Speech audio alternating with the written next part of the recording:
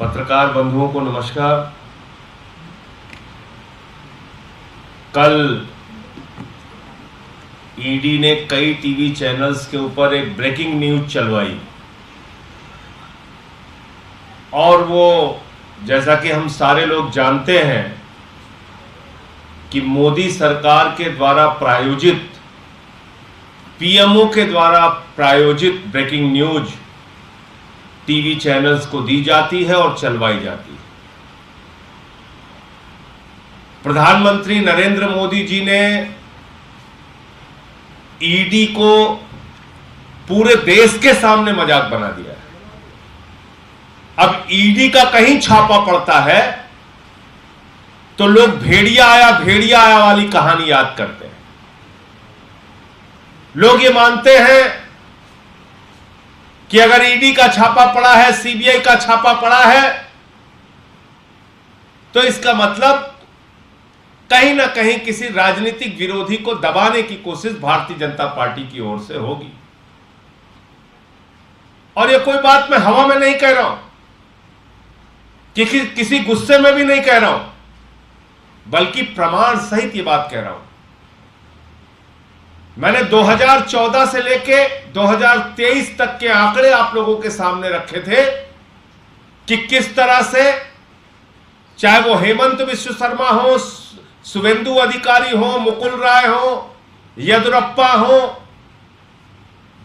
शिवराज सिंह हो, रेड्डी ब्रदर्स हो, अजीत पवार हो, छगन भुजबल हो, हसन मुशर्रफ हो, कितने सारे नाम, जिन लोगों के ऊपर नारायण राणे हो, जिन लोगों के ऊपर ईडी सीबीआई के छापे पड़ रहे थे, उनके ऊपर जांच चल रही थी, उनको जेल में डालने की तैयारी हो रही थी, बीजेपी में उनको मोदी जी ने शामिल किया और मोदी वॉशिंग पाउडर से धुलकर उनको राजा हरिश्चंद्र बनाने का काम किया।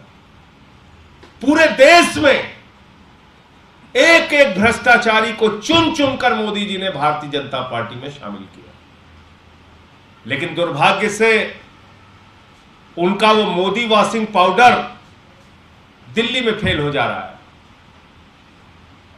तो जबरन फर्जी तरीके से, मनगढ़ंत तरीके से मुकदमा बनाने की कोशिश ईडी के द्वारा की जा रही है और यह सब कुछ भारत के प्रधानमंत्री नरेंद्र मोदी के इशारे पर हो रहा है।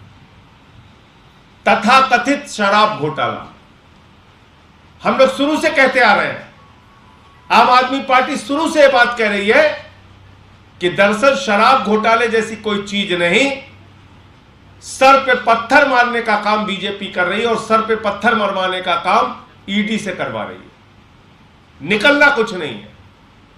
14 घंटे मनीष सिसोदिया के घर मोदी जी ने छापा मरवाया, कुछ नहीं निकला। गांव में छापा मरवाया, कुछ नहीं निकला। बैंक का लॉकर चेक करवाया, कुछ नहीं निकला। दफ्तर दिल्ली सरकार में जो उनका था उसको चेक करवाया, कुछ नहीं निकला। तो अभी कल उन्होंने ब्रेकिंग न्यूज चलवाई, 52 करोड़ की संपत्ति पकड़ी गई, 52 करोड़ की संपत्ति पकड़ी गई।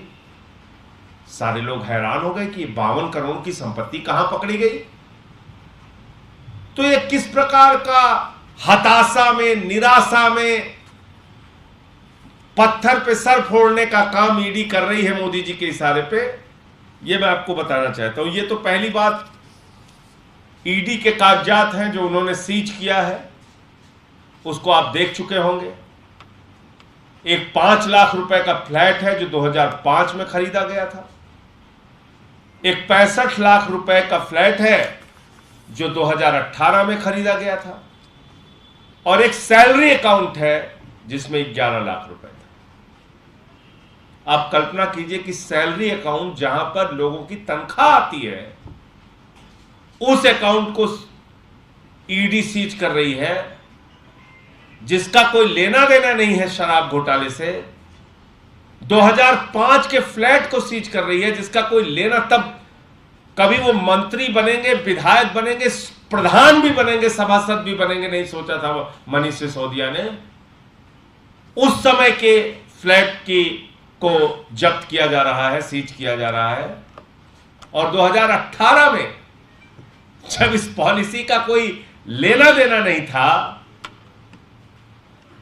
दोबारा 2020 में सरकार बनी, सरकार ही नहीं बनी थी, उस वक्त 65 लाख रुपए में यह फ्लैट अपने जीवन भर की गाढ़ी कमाई से, जो उन्होंने एक पत्रकार के रूप में मनीष सिसोदिया जी ने और विधायक मंत्री के रूप में जो उन्होंने जिंदगी की गाढ़ी कमाई का पैसा अपने पास इकट्ठा किया हुआ था, उससे 5 लाख रुपए का फ्लैट, 65 लाख रुपए का फ्लैट और 11 लाख रुपए बैंक अकाउंट में, यह कुल संपत्ति है 81 लाख रुपए की। और यह मजेदार बात यह है, मुझे तो हंसी आ रही है और मैं समझता हूं कि भारत के इतिहास में अगर पूछा जाएगा कि ईडी का सबसे हास्यास्पद और मजाकिया केस बताओ, तो लोग कहेंगे मनीष सिसोदिया का केस। अब आप देखिए, यह है इनका चुनावी एफिडेविट। यह चुनाव कब लड़े मनीष सिसोदिया जी? 2020 में लड़े, विधानसभा का चुनाव लड़े। और जब विधानसभा का चुनाव लड़े तो उस इलेक्शन एफिडेविट में भी इसको घोषित किया है, अपने चुनावी शपथ पत्र में 5 लाख रुपए की प्रॉपर्टी और 65 लाख रुपए की प्रॉपर्टी की घोषणा की है उन्होंने। तो बताओ ये भ्रष्टाचार कहां से हो गया? और इसका शराब नीति से क्या लेना देना है? ये तो 2020 के चुनाव में ही उन्होंने डिक्लेयर किया है, 5 लाख रुपए के फ्लैट और 65 लाख रुपए के फ्लैट का जिक्र किया उन्होंने। पॉलिसी तो बनी 2022 में, 2 साल के बाद। तब तो चुनाव लड़ रहे थे, सरकार भी नहीं बनी थी। तो मतलब क्या कर रही है ईडी? क्यों अपना मजाक उड़वा रही है? क्यों अपने आप को मजाक बना रही है? मैं मोदी जी से एक ही चीज कहना चाहता हूं, नरेंद्र मोदी जी, भले ही आपने 8 सरकारें पिछले 9 साल में तोड़ तोड़ के बनाई हैं, भले ही हर राज्य में आपने विधायकों की खरीद फरोख्त करके सरकार को गिरा के मंत्री, उप मुख्यमंत्री और खोखा खोखा का लालच दे के विधायकों को तोड़ा है, लेकिन मैं आपको सीधे शब्दों में बताना चाहता हूं, दिल्ली में आपको सफलता नहीं मिलने वाली, पंजाब में आपको सफलता नहीं मिलने वाली, आम आदमी पार्टी पर आपको सफलता नहीं मिलने वाली। इसलिए निरर्थक प्रयास मत करो मोदी जी, हवा में तीर मत चलाओ, कुछ हासिल होने वाला नहीं। यहां बहुत कोशिश कर ली आपने, हमारे 45 विधायकों पे फर्जी मुकदमे किए आपने, जेल में डाला, मनीष सिसोदिया को जेल में डाला, सत्येंद्र जैन को जेल में डाला, 36 किलो वजन कम हो गया सत्येंद्र जैन का, बहुत तोड़ने की कोशिश की, लेकिन कोई टूटा नहीं आम आदमी पार्टी का सिपाही, अरविंद केजरीवाल का कोई सिपाही नहीं टूटा। लेकिन नरेंद्र मोदी जी, आपका चेहरा पूरे देश के सामने बेनकाब हुआ है। एक तरफ हजारों करोड़ की लूट करने वाले, अरबों खरबों की लूट करने वाले महाराष्ट्र में अजीत पवार हैं, जिनको आप उप मुख्यमंत्री बनाते हैं। हजारों सैकड़ों करोड़ की लूट करने वाले छगन भुजबल हैं, जिनको आप मंत्री बनाने का काम करते हैं। सैकड़ों करोड़ की लूट करने वाले हसन मुशर्रफ हैं, जिनको आप मंत्री बनाने का काम करते हैं। और दूसरी तरफ मनीष सिसोदिया, जो दिल्ली के लाखों बच्चों को अच्छी शिक्षा देने का काम करते हैं, उस मनीष सिसोदिया को आप जेल में डालते हैं।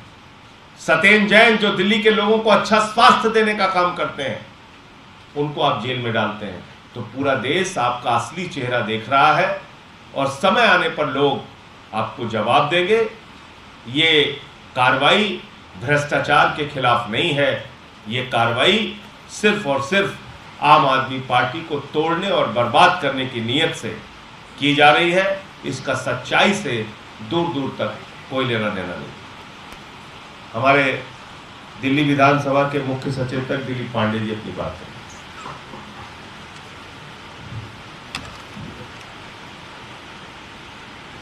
मैं ईडी का जो काम करने का तरीका है, मैं उसकी ओर आप सब लोगों का ध्यान लेकर जाना चाहूँगा। तकरीबन 1 साल पहले, जून के पहले हफ्ते में, मैं जून 2022 की बात कर रहा हूँ, जैसे कल ईडी ने खबरें प्लांट करना स्टार्ट किया। भारतीय जनता पार्टी के प्रवक्ताओं ने ईडी के हवाले से आ रही खबरों को आधार बनाकर आरोप प्रत्यारोप की सियासत शुरू कर दी। ठीक उसी प्रकार से लगभग 1 साल पहले बिल्कुल यही मॉडस ऑपरेंडी है, बिल्कुल यही कार्यशैली है। एग्जैक्टली लगभग 1 साल पहले जो है ईडी ने सोर्सेस से खबर प्लांट कराई। सतेंद्र जैन के घर में रेड हुई। अगर आप लोगों को याद हो, कहा गया 2.85 करोड़ रुपीस बरामद हुए और 133 गोल्ड कॉइन्स मिले। भाई साहब, बिल्कुल यही तरीका था, एग्जैक्टली यही कार्यशैली उस समय थी। लिखा यह गया था, खबर यह प्लांट हुई, Satendra Jain and others raided 2.85 CR and 133 gold coins seized. बाद में क्या निकला? पंचनामे का कागज, सरकारी कागज। अब कब तक छिपा रहेगा सच? वो सामने आ गया तुरंत। उसमें लिखा हुआ था 2,79,000 रुपए मिले, वो भी ईडी को लौटाने पड़े क्योंकि अकाउंटेड मनी थी वो, यानी 1 रुपया भी बरामद नहीं हुआ। जैन साहब के यहां रेड पड़ी तो 1 रुपया भी ईडी बरामद करके नहीं लेके जा पाई। इसका कागजी सबूत छोड़ के गई ईडी। अब थोड़ा सा और दूसरी ओर जाइए, मनीष सिसोदिया जी के यहां। मनीष जी के यहां भी लगभग इतना ही पहले रेड पड़ी। उनके घर पे रेड पड़ी, उनके दफ्तर पे रेड पड़ी, उनके गांव में रेड पड़ी। और लिटरली जो सीजर मेमो था उसमें जब बैंक में गए तो एक झुंझुना मिला था चांदी का, उसमें दर्द लिखा गया था। उसमें कुछ भी नहीं मिला, वहां से भी 1 साल तक कुछ भी नहीं मिला। फिर अचानक से ईडी को सोचता है कि उस समय जो हथकंडा हमने अपनाया, वही हथकंडा अपना के, जो हमने जैन साहब पे हथकंडा अपनाया, वही हथकंडा जो है मनीष सिसोदिया जी पे भी अपनाना पड़ेगा। तभी कुछ मसाला मिलेगा, तभी इनकी थोड़ी सी बदनामी हो पाएगी। और जाहिर सी बात है, ये मशवरा उनको भारतीय जनता पार्टी में किसी ने दिया होगा कि अगर इन्हें हम भाजपाइयों की बदनाम कतार में खड़ा करना है तो यही तरीका है। किसी ने उनको सजेस्ट किया होगा। लेकिन मशवरा लेने के बाद ईडी के लोग ये भूल गए कि दिल्ली का बच्चा बच्चा मनीष सिसोदिया से प्यार करता है। दिल्ली का हर एक नागरिक सतेंद्र जैन से प्यार करता है, क्योंकि उनके बच्चों के भविष्य को, उनकी अच्छी सेहत को अगर किसी ने संभाल के रखा है तो मनीष सिसोदिया जी है, सतेंद्र जैन जी है। और दिल्ली अब समझ चुकी है, कुछ भी खबर प्लांट करा ले भारतीय जनता पार्टी, दिल्ली के लोग समझ चुके हैं। बड़ा अच्छा एक शेर है कि लश्कर भी तुम्हारा है, लश्कर भी तुम्हारा है, सरदार तुम्हारा है। दिल्ली वाले समझ रहे हैं कि लश्कर भी तुम्हारा है, सरदार तुम्हारा है। तुम झूठ को सच लिख दो, अखबार तुम्हारा है। चाहे तुम कुछ भी प्लांट कराओ, कुछ भी छपवाओ, दिल्ली देख रही है और दिल्ली वक्त आने पे अपना फैसला जरूर सुनाएगी। दिल्ली के लोगों को अपने नेताओं पे पूरा भरोसा है और पूरी शिद्दत से, पूरी ताकत से दिल्ली के लोग अपने नेताओं के साथ खड़े। धन्यवाद। तो जो अभी दिलीप जी ने बताया, सतेंद्र जैन का भी मामला उसमें जोड़ा इन्होंने, तो मैं समझता हूं कि अब माननीय सर्वोच्च न्यायालय को इन घटनाओं का संज्ञान लेना चाहिए।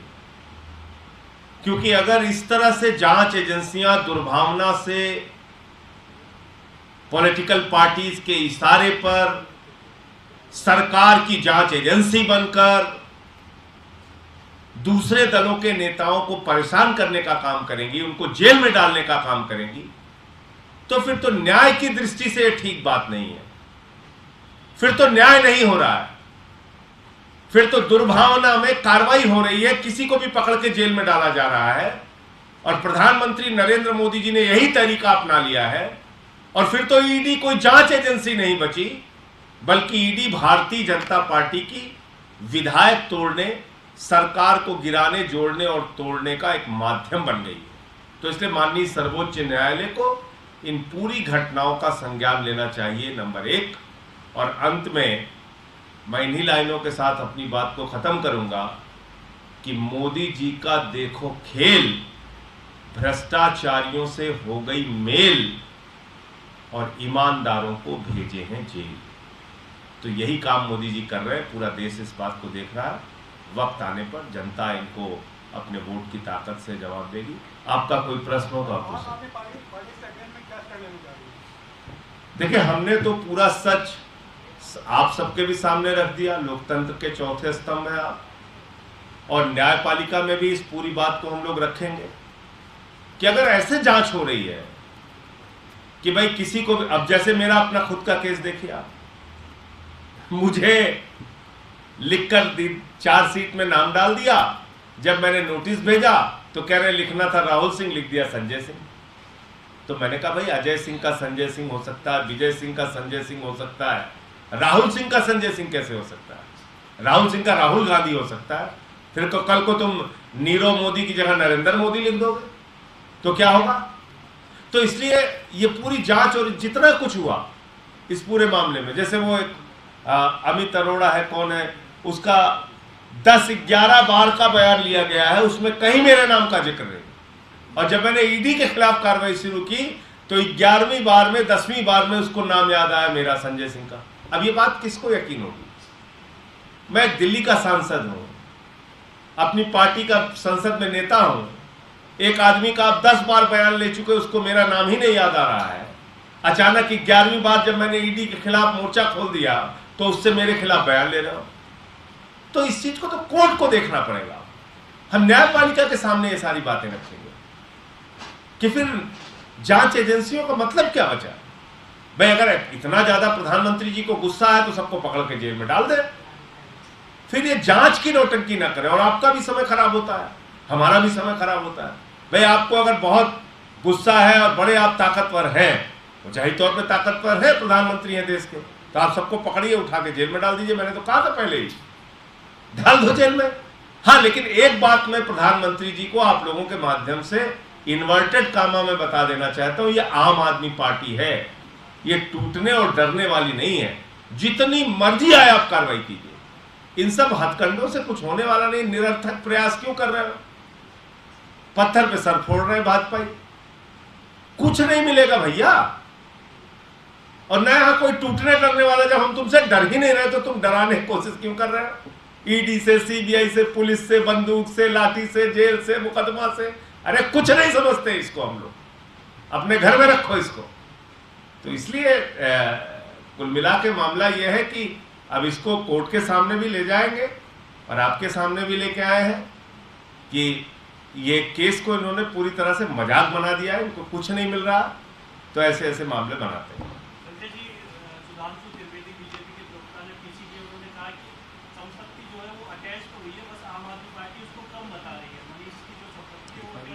तो ये तो मैं थोड़ी बता रहा हूं, ये तो ईडी बता रही है, ये तो ईडी के कागजात है। ये क्या कागजात भी झूठा तैयार किया है? अब अगर ईडी वाले झूठा कागजात भी तैयार कर रहे हैं अपने खिलाफ तो मैं नहीं कह सकता। ये तो ईडी का कागज है। खबर कैसे चलाते हैं? मनीष सिसोदिया सहित 52 करोड़ की संपत्ति।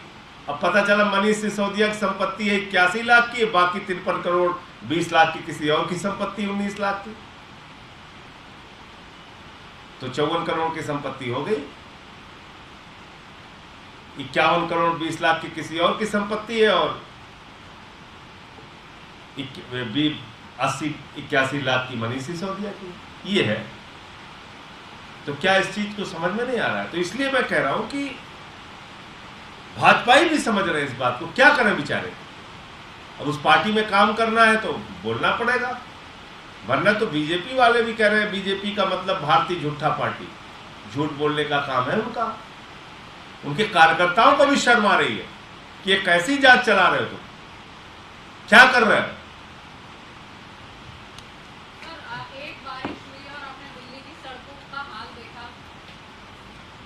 निश्चित रूप से बारिश बहुत तेजी के साथ हो रही है और काफ़ी लगातार निर्बाध रूप से बारिश हो रही है। तो उसको जहाँ जहाँ भी जल भराव की स्थिति होगी हमारी एमसीडी में मेयर साहिबा हैं और हमारी जो एजेंसियां हैं सरकार की, वो उसको ठीक करने का काम करेंगे।